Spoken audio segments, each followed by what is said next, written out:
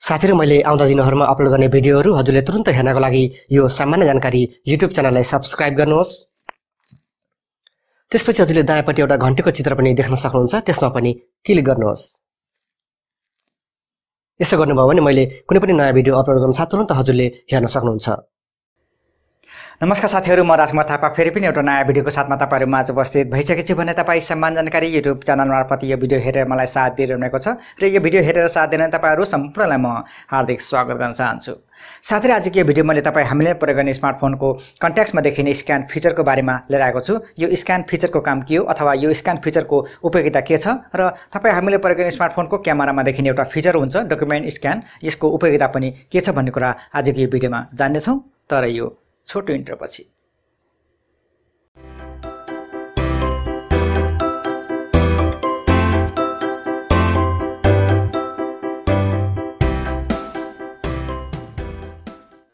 साथै स्मार्टफोनको कन्ट्याक्टमा देखिने स्क्यान फिचरको काम के हो भने कसैलाई हामीले कन्ट्याक्ट मार्दाखेरि उसले भिजिटिङ कार्ड दियो अथवा क्यूआर कोड देखायो भने हामीले त्यो व्यक्तिको भिजिटिङ कार्डलाई फोटो खिचेर अथवा त्यो व्यक्तिले देखाएको क्यूआर कोडलाई स्क्यान गरेर हामीले सिधै त्यो व्यक्तिको कन्ट्याक्ट आफ्नो मोबाइलमा सेभ गर्न सक्छौं। जस्तो कि म तपाईहरुलाई यहाँ एउटा मसँग मोबाइल पसलको एउटा भिजिटिङ कार्ड छ, म त्यसलाई स्क्यान गरेर अथवा फोटो खिचेर देखाउँछु है त। म मेरो मोबाइलको कन्ट्याक्टमा जान्छु, त्यसपछि म स्क्यानमा क्लिक गर्छु। यहाँ हेर्नुस्, यहाँ एउटा मोबाइल पसलको भिजिटिङ कार्ड छ, म तपाईहरुलाई यहाँ यसको फोटो खिचेर देखाउँछु।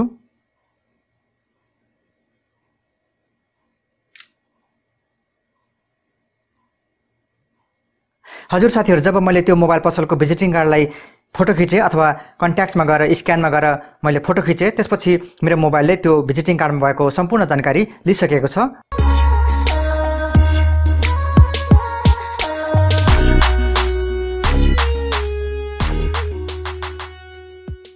र यदि हामीले यसका अतिरिक्त अन्य कुराहरु पनि थप्न चाह्यौं भने हामीले यहाँ अन्य कुराहरु पनि थप्न सक्छौं। जस्तो कि यहाँ हेर्नुस्, middle name, surname, name suffix, organisation, यसरी हामीले अन्य कुराहरु पनि थप गरेर सेभ गर्न सक्छौं। नाइ भने हामीले यतिकै पनि सेभ गर्यौं भने त्यो भिजिटिङ कार्डमा के थियो सबै कुरा मोबाइलले लिइसकेको छ। अब यसलाई सेभ गर्न पर्यो भने यहाँ माथितिर टिक मारेर लागेको छ, त्यसलाई क्लिक गर्नुस्, त्यसपछि सबै जानकारी मोबाइलमा सेभ हुन्छ। म यहाँ टिक मार्कमा क्लिक गर्छु। भिजिटिङ कार्डको बारेमा यो मेरो मोबाइलले सबै जानकारी लिइसकेको छ। यसरी यो त भयो साथीहरु कन्ट्याक्टमा देखिने स्क्यान फिचर बारेको यो नमुना भिडियो। अब म तपाईहरुलाई यही कन्ट्याक्टमा देखिने स्क्यान फिचरको म तपाईहरुलाई क्यूआर कोड स्क्यान गरेर देखाउँछु। क्यूआर कोड स्क्यान गरेर त्यो क्यूआर कोडमा भएको कन्ट्याक्ट हामीले कसरी आफ्नो स्मार्टफोनमा लिन सकिन्छ त भनेर म तपाईहरुलाई एउटा प्रयोगात्मक भिडियो देखाउन गइरहेको छु। साथीहरु, अब मैले क्यूआर कोड स्क्यान गर्नको लागि म ब्याकमा आउँछु। ब्याकमा आइसकेपछि म फेरि यो स्क्यानमा क्लिक गर्छु। हजुर, यहाँ हेर्नुहोस्, यो क्यूआर कोडमा चाहिँ एबीसीडी नाम लेखेर मोबाइल नम्बर 1234567890 लेखिएको छ।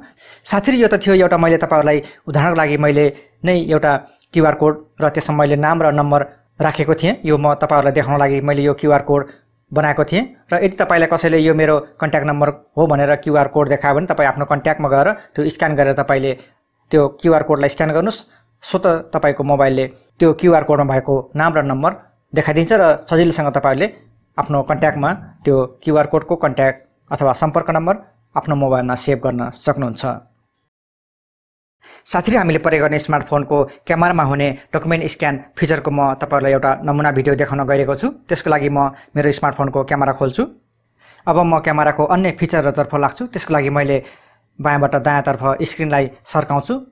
अब मैले यहाँ विभिन्न अप्सनहरु देख्न सक्छु अथवा क्यामेराका फिचरहरु मैले पाउन सक्छु। तपाईहरुले यहाँ देख्न सक्नुहुन्छ, यो बिललाई क्यामेराले एनालाइजिङ गरिरहेको छ। एकछिन पर्खनुस्, 10-15 सेकेन्ड यो क्यामेराले त्यो बिललाई एनालाइजिङ गर्न समय लाग्छ।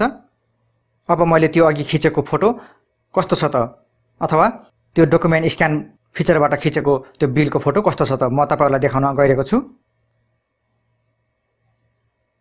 हजुर, यो थियो अघि मैले डकुमेन्ट स्क्यानबाट खिचेको फोटो।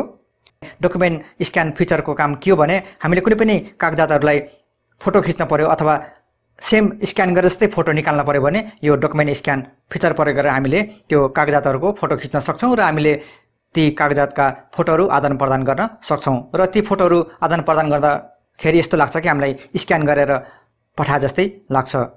तपाईले यहाँ देख्न सक्नुहुन्छ यो बिल पनि एकदम स्क्यान गरे जस्तै लाग्छ।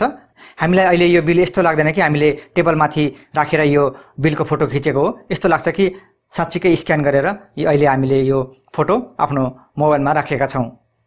र यदि तपाईले यसलाई सम्पादन गर्न चाहनुहुन्छ भने माथितिर आई बटनको छेउमा हेर्नुस्, त्यहाँ एउटा चिन्ह छ, त्यसमा तपाईले क्लिक गरेर यो बिललाई अझै राम्रोसँग सम्पादन गर्न सक्नुहुन्छ। मतलब कि यसको लम्बाइ र चौडाइलाई अझै राम्रोसँग काटेर तपाईले अझै दुरुस्तै स्क्यान गरे जस्तै बनाउन सक्नुहुन्छ।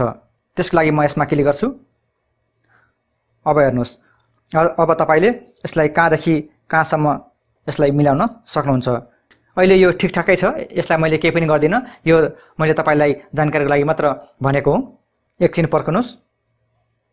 हजुर, यसरी तपाईहरुले यो डकुमेन्ट स्क्यानबाट कुनै पनि कागजहरुको फोटो खिचेर अथवा कुनै पनि कागजातहरुको फोटो खिचेर तपाईले आदान प्रदान गर्न सक्नुहुन्छ। र यसको मुख्य काम भनेको हामीले स्क्यान गरे जस्तै फोटो लिन चाहेको खण्डमा हामीले यो डकुमेन्ट स्क्यान फिचर प्रयोग गरेर हामीले कागजातहरुको फोटो लिन सक्छौं र आदान प्रदान गर्न सक्छौं। म यो फोटोलाई जुम गरेर देखाउँछु। यहाँ हेर्नुस्, यहाँ जुम गर्दा पनि एकदम सफा, एकदम क्लियर आएको छ। नबुझिने भन्ने केही पनि छैन, स्क्यान गरे जस्तै छ। फेरि अब म तपाईलाई अर्को एउटा डकुमेन्ट स्क्यान फिचरबाट फोटो खिचेर देखाउँछु। फेरि यहाँ मैले एउटा उदाहरणको लागि एउटा पेपर राखेको छु। अब म यसलाई फोटो खिच्छु। एकछिन पर्खनुस्, यहाँ अहिले एनालाइजिङ हुँदैछ, 15-20 सेकेन्ड लाग्छ। हजुर, यसको प्रक्रिया पुरा भयो। अब म तपाईलाई त्यो खिचेको फोटो देखाउँछु।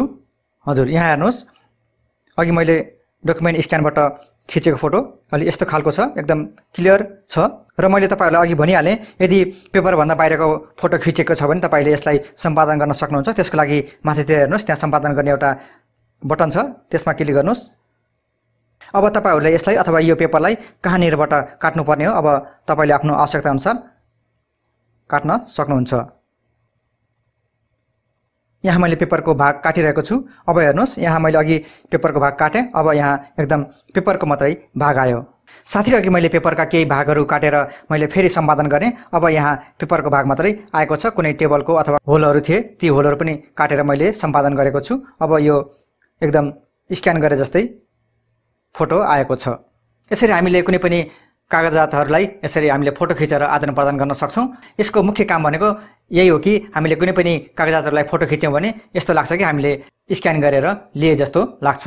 यदि तपाईहरुले कुनै पनि कागजातको फोटो एकदम स्क्यान गरे जस्तै लिन चाहनुहुन्छ भने तपाईले यो डकुमेन्ट स्क्यान फिचर प्रयोग गरेर तपाईले ती कागजातहरुको फोटो लिन सक्नुहुन्छ र आदान प्रदान गर्न सक्नुहुन्छ।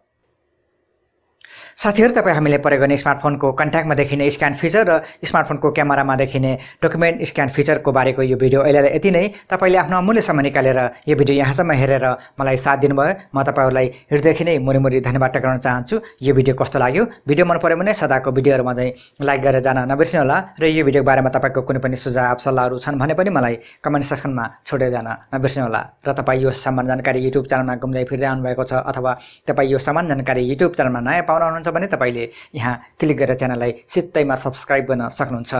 र अन्त्यमा जाँदै तपाईका जीवनका क्षणहरू शुभ होस् भन्ने कामना साथमा यो भिडियोलाई यही बिट मान्न चाहन्छु। फेरि अर्को यस्तै जानकारीमूलक भिडियोमा हाम्रो भेट अवश्य हुनेछ। तबसम्मका लागि बिदा हुन्छु। हस्त।